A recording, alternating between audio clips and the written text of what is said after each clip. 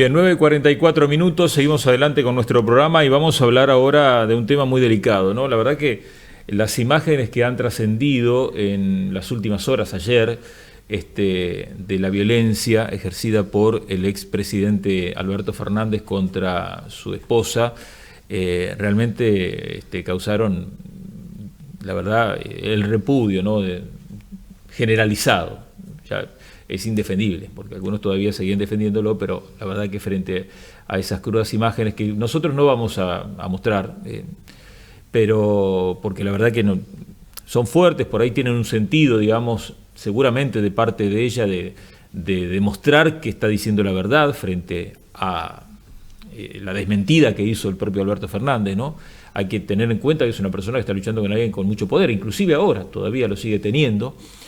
Pero bueno, eso realmente es un golpe muy fuerte, ¿no? Desde el punto de vista de lo que implica institucionalmente, que alguien que levantó la bandera contra la violencia de género tuviera una conducta así, completamente contraria, ¿no? Pero bueno, hay muchos casos, también aquí en nuestra ciudad, hay muchas denuncias. Y obviamente es un tema muy recurrente, lamentablemente en muchos hogares, ¿no? Hay muchas víctimas.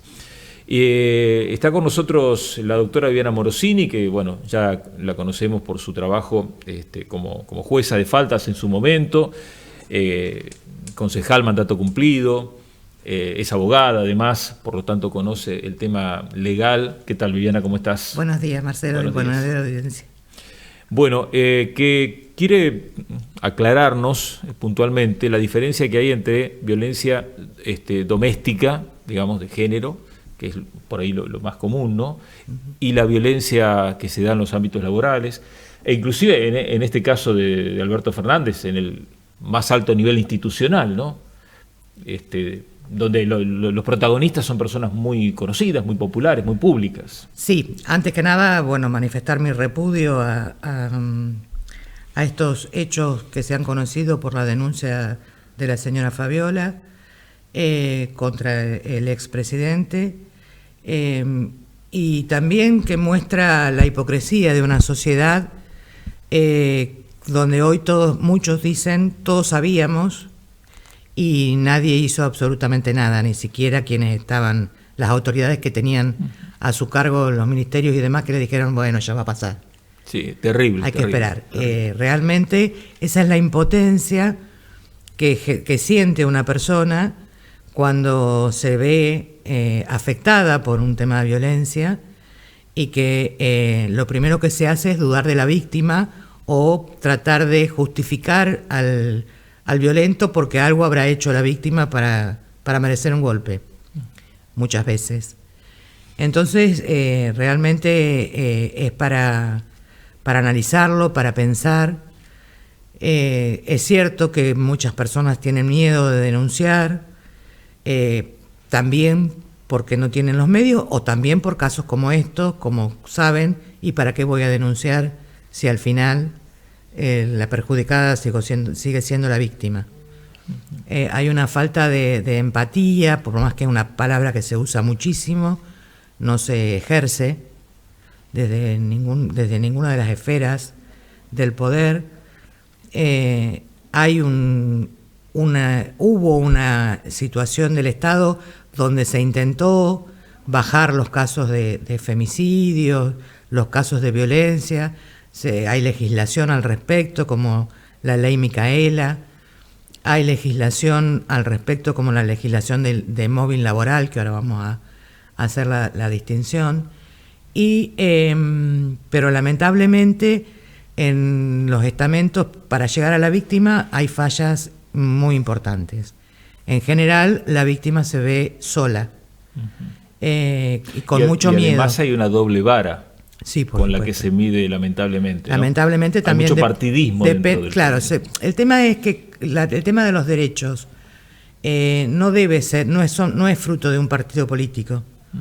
Es más, yo pensaba, pienso siempre con respecto a esto, cuando se habla de discriminación y empiezan con discriminación contra la mujer, la discriminación es discriminación en todos los casos.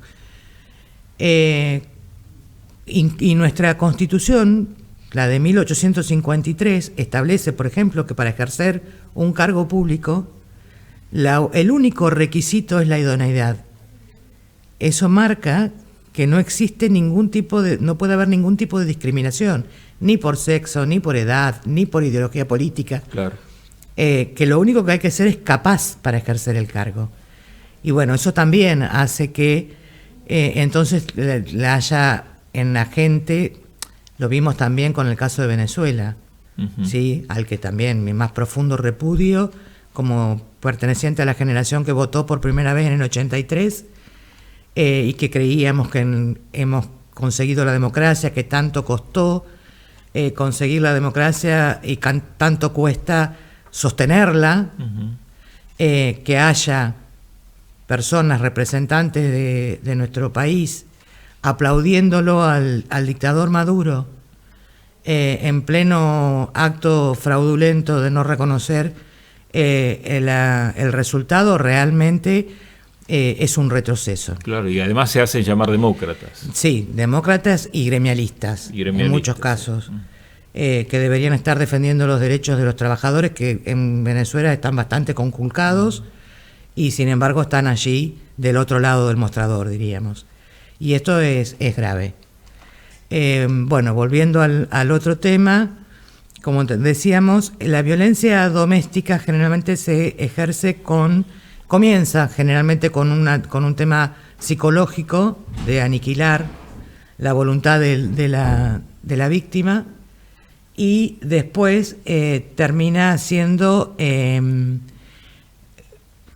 va escalando y termina con golpes o con heridas, hasta en algunos casos, lamentablemente, llegar al femicidio. Y esto es la diferencia es que tiene una condena penal porque cometen un delito.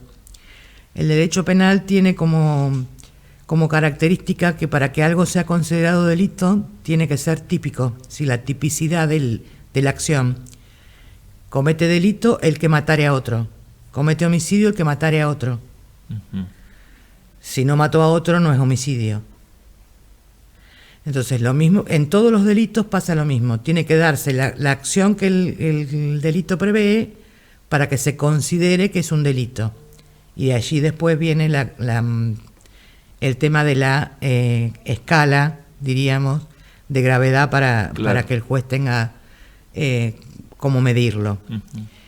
Pero en el caso y en el caso de la violencia, entonces cuando comienza lo psicológico, es como que no existe todavía una conducta penal establecida, que creo que es una falla en la ley a la que debería atenderse, si bien hay intentos de establecer doctrinariamente algunas figuras, como hemos escuchado estos días, por ejemplo el caso volviendo al caso del expresidente Fernández y su esposa, que ella mencionó la palabra terrorismo psicológico,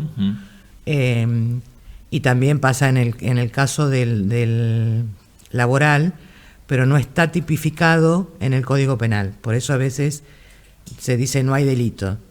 No hay delito penal en este momento reconocido, pero hay construcciones, porque si provoca un daño, está provocando un delito a la víctima. Claro, está cometiendo un delito. En el caso el caso que en este momento está en el tapete, ¿no? En Bragado, sí. La denuncia contra el jefe distrital de educación, nosotros sabemos que no interviene la justicia de Mercedes porque no se lo considera un delito penal, sino que tomó intervención en el juzgado de paz, letrado de Bragado. Sí, el procedimiento establece que cuando una persona se considera que es víctima de un acoso o abuso, que en el ámbito laboral se da por una persona que tiene más poder, diríamos, entonces, ante el miedo a que si le digo que no o no hago con lo que me pide, voy a perder mi trabajo. Claro. O voy a tener condiciones de trabajo peores.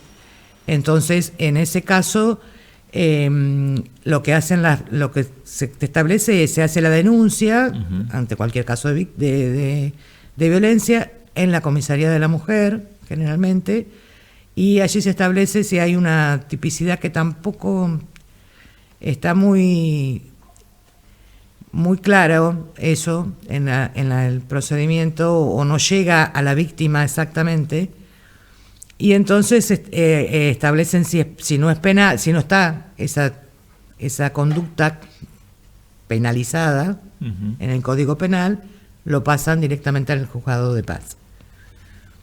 Siempre va al juzgado de paz primero para ver si hay una medida cautelar que establece si, por ejemplo, la necesidad de poner una perimetral, que no se acerquen, que no estén presentes, o un botón antipánico, depende de los casos, o la protección de la víctima con una custodia permanente, que se ha dado en muchos casos. En este caso, aparentemente, es como que el juzgado de paz ha dicho, bueno, que educación resuelva, como que lo dejó en manos del ámbito laboral. Porque hay una investigación administrativa, digamos, ¿no? Porque existen las investigaciones, claro, en el caso de la actividad escolar hay una ley, que es la ley del Estatuto del Docente, un decreto ley, que establece procedimientos de investigación y demás, pero que también prevé medidas, que en este caso no he visto que las hayan aplicado, pero que es el apartar del ámbito laboral a la persona que se lo acusa o sospecha de una conducta. Por lo menos momentáneamente. Sí, no como castigo, además el artículo lo establece, que no es un castigo, sino primero porque está en contacto permanente con las personas, con otras personas que pueden ser testigos o demás, y que los estaría intimidando y estaría entorpeciendo la investigación. Y también incomodando, por supuesto, porque si no hay como una licencia, que en este caso se prevé en la provincia de Buenos Aires, la licencia por violencia de género, no, la víctima estaría en el mismo ámbito que de quien ha hecho la denuncia, de quien ha sido denunciado. Entonces se le estaría sometiendo a una doble victimización, o sea, lo que conocemos como revictimización, y además ponerla en peligro. Claro. Acá el tema está en qué elementos hay para lograr probar, digamos, esto, ¿no? Porque, bueno, obviamente la violencia psicológica o por ahí, no sé, vos sabrás más que yo, seguramente como abogada, es algo que es difícil de probar, pero bueno, sí. En este caso creo que hay testigos, digamos, siempre hay testigos, o a veces hay se usa mucho el tema de los elementos de comunicación, claro, o mensajes, claro, o correos, o llamados, se pide que se investigue la conducta y se lo investiga por determinadas cuestiones, y también hay pericias, las pericias psicológicas, a las que pueden ser sometidos las dos partes, la víctima y el... ¿Y dentro de educación se puede recurrir a estos...? No, la pericia psicológica no está prevista en el estatuto. Por eso. Sí estaría prevista en el ámbito de la justicia. Pero no ha llegado, por lo menos, no sé. Y porque hay hay una espera de que se resuelva, a ver cuál es el resultado de la investigación para la que tiene más llegada las autoridades educativas. Claro, lo que pasa es que acá también nos encontramos con un sentido político, digamos, ahí probablemente haya seguramente una cuestión política que debería ser ajena a los hechos, porque si hubo violencia no importa, digamos, pero sin embargo en la realidad debería ser ajena a todo lo que es el ámbito educativo y a lo que te decía, todo lo que es un cargo que requiere alguna capacidad técnica, o cualquiera sea esta, porque no tiene que ver con la pertenencia a un partido político.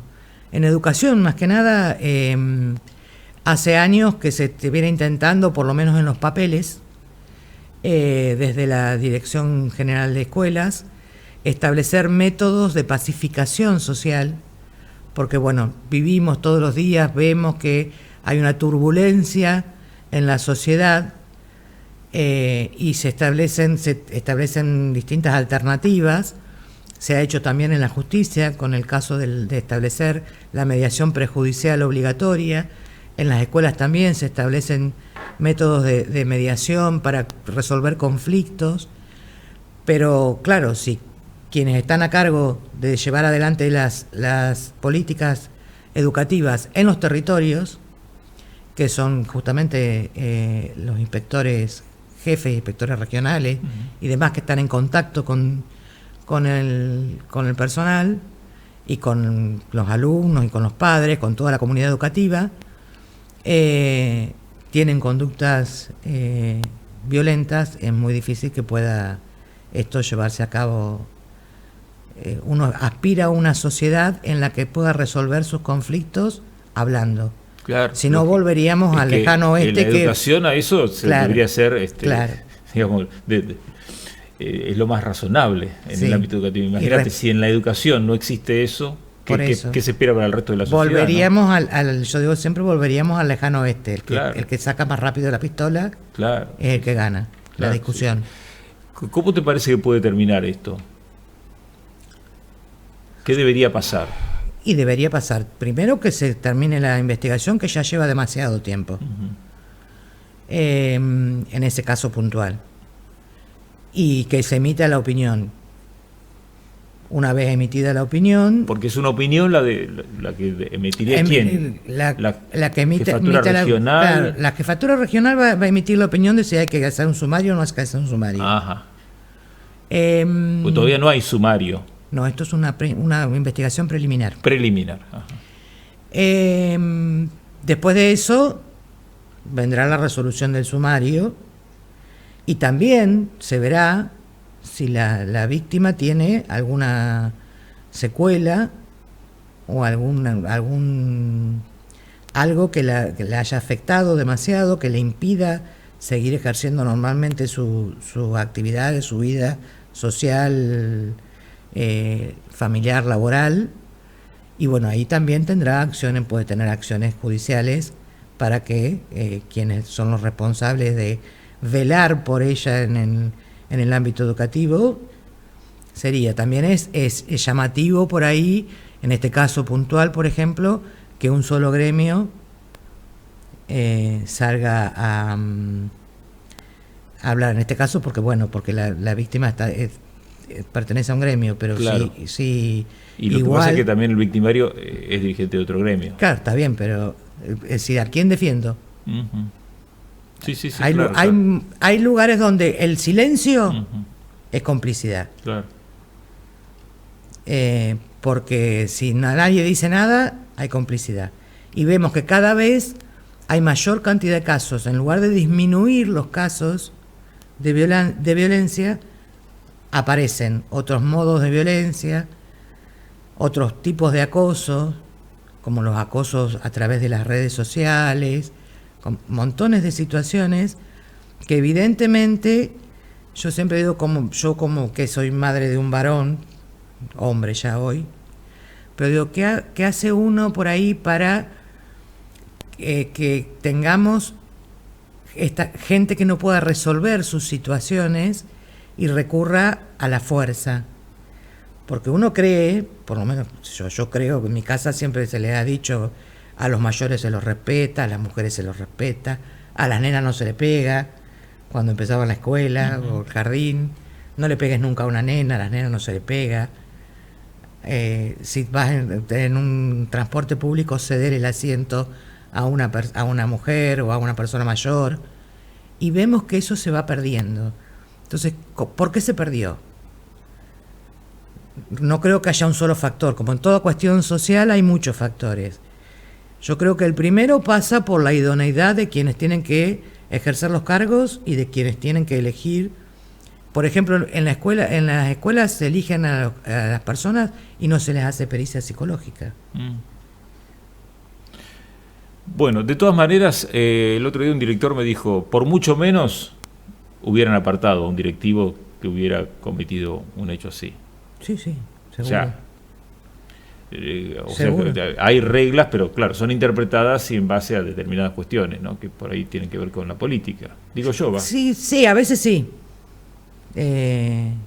A veces se premia en lugar de castigar.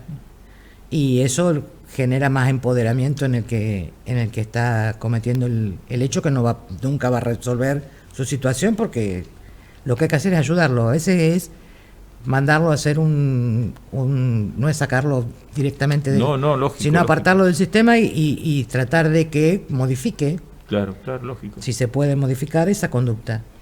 Viviana, muchas gracias. Gracias a ustedes. Viviana Morosini, abogada, docente también, ¿no? De mucha trayectoria, y comentándonos sobre esta situación en particular. Hay muchos casos, lamentablemente, ¿no? Se multiplican los casos, pero hay algunos que están siendo escandalosos y bueno, y están en el tapete en este momento. 10 de la mañana, 5 minutos.